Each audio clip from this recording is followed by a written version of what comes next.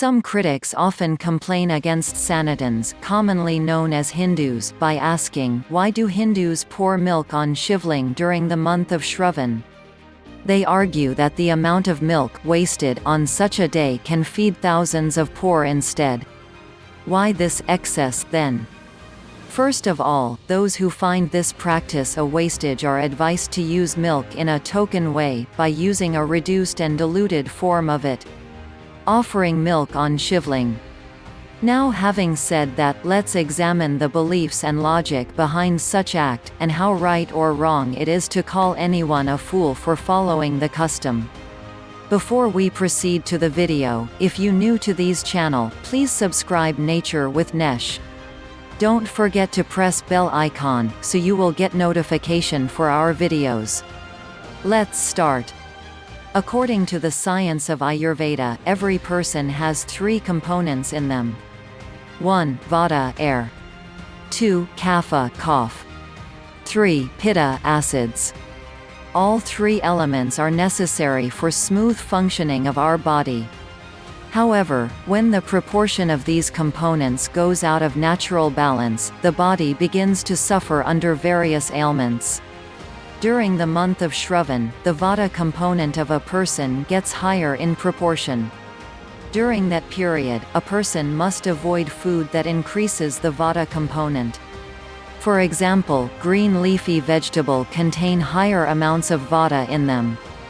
Jains also have Paryushan during this time and avoid green vegetables, thus a person is asked to avoid them during the rainy season, especially Shravan month, to avoid the ailments caused due to excess of Vata.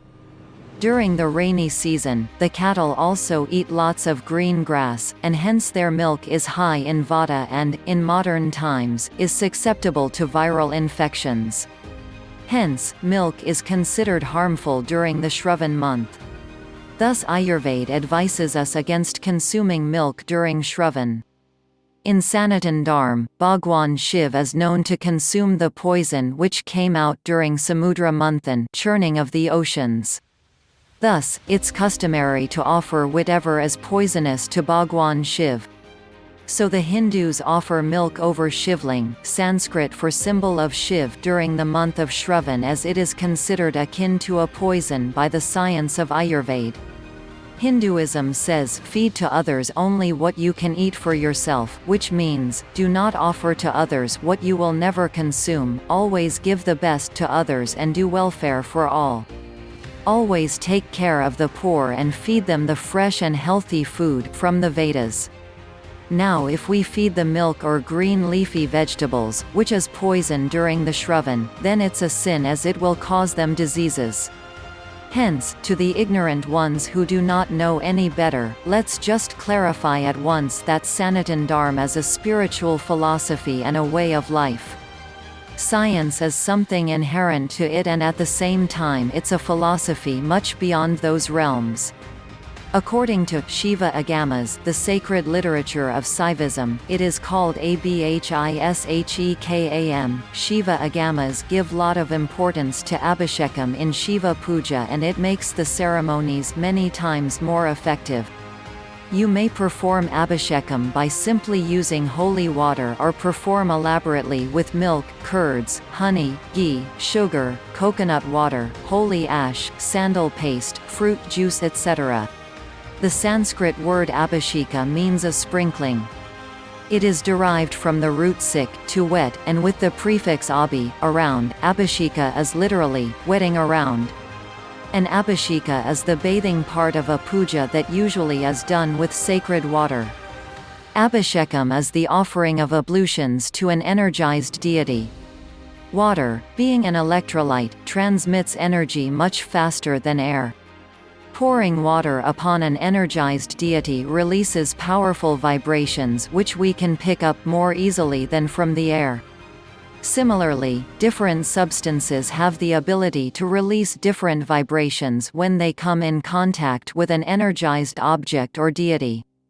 Many of these substances are edible, and each one has a unique quality which heals or energizes a specific body part.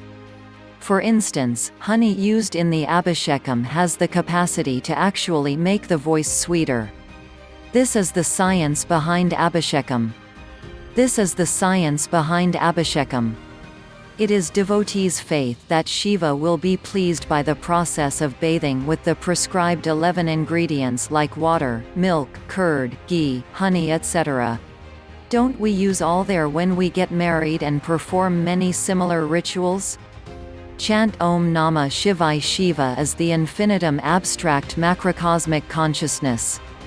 So, as such, your water is not going on Shiva literally, but it is just a symbol which is being offered with water and milk. Water and milk are both liquids, Suri, and water is connected to our human mind. Now it may sound very intriguing, but that is how it is. When the moon is waxing and waning, it changes the quality of the water. As you know, when the moon is waxing on its full moon night, there are huge waves seen on the ocean.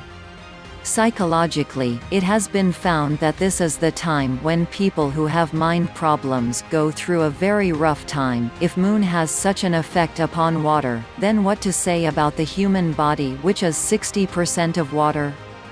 When we shower the Shivalingam with water and milk, the reason is that symbolically we are trying to correlate the water and our mind and the symbol of Shivalingam into one. In this ritual, the feeling is, let my mind be washed away of all dirt and pollutants. Milk is considered to be the nourishing ingredient, pure and sattvic.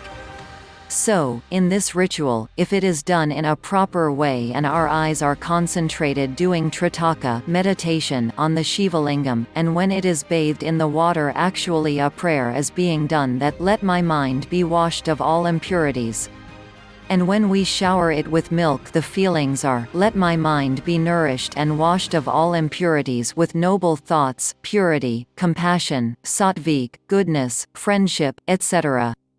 Benefits of Abhishek: burning away of karmas collected in many births, awakening of the Kundalini, awakening of the third eye, the Ajna chakra, power of grasping, retention, memory and intelligence, take a quantum leap, visible improvement in creativity, clarity in thinking.